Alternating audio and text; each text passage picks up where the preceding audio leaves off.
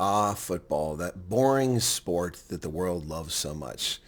Chasing a little ball around a pitch, yelling yellow card, he touched me all the time. Frankly, it's hard to get excited about football, and I know I'm very much in a minority when it comes to that globally, certainly huge in much of the world. But other than playing the game and watching the World Cup, it's a snooze fest to say the least. In South Africa, opposition is calling for a boycott of the United States. Media reports that in South Africa, political opposition parties have called for the country to consider withdrawing from the 2026 World Cup in protest of President Trump's policies, particularly his stance on Africa and his controversial actions surrounding immigration and climate change.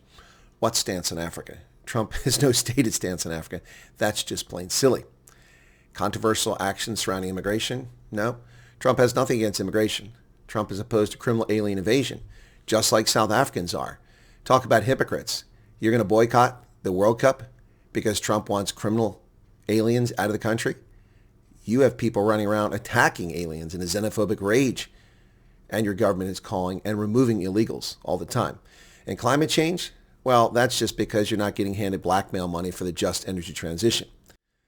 While the South African Football Association, SAFA, has not made any official statement regarding the boycott, the opposition has voiced strong support for the idea. The debate in South Africa highlights how U.S. foreign policy is impacting countries outside Europe and drawing attention to global political concerns. Well, this will also affect others. It's a North America World Cup, not a U.S. World Cup. Canada and Mexico are also hosting games. The call for a boycott in South Africa reflects broader discontent with the U.S. administration, particularly among countries that have been critical of its foreign policies. While SAFA has not taken any formal action, the pressure from opposition figures shows that the World Cup debate is resonating in multiple regions. Well, South Africa's ANC is deeply embroiled in terrorism and violating the rules-based order. Several examples of that are the South African Navy, apparently despite the own government telling them they couldn't do it, hosting a terror-designated group, the Iranian Revolutionary Guard Corps, and their Navy ships as part of a naval exercise, while the government of Iran was slaughtering thousands of innocent Iranians in its crackdown to oppress its people. Not a good look for South Africa. Maybe they should be banned from coming because of that. How do they like them apples?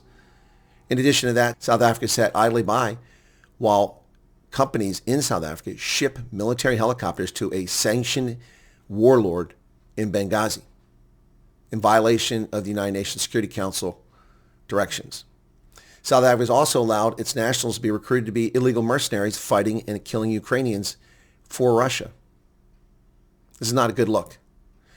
So should South Africa consider boycotting the FIFA World Cup, or should they be banned from it? Now, frankly, politics shouldn't enter these events.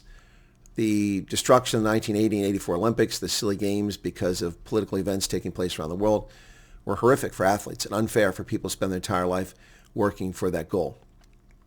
While Bafana Bafana is a joke of a franchise and a poor performer who backed into the World Cup, they should nonetheless be allowed to participate. They did qualify, they should be allowed to participate. And calls for boycotts are just stupid from stupid people who are nothing but hypocrites, given South Africa's position in a gallery of rogue nations.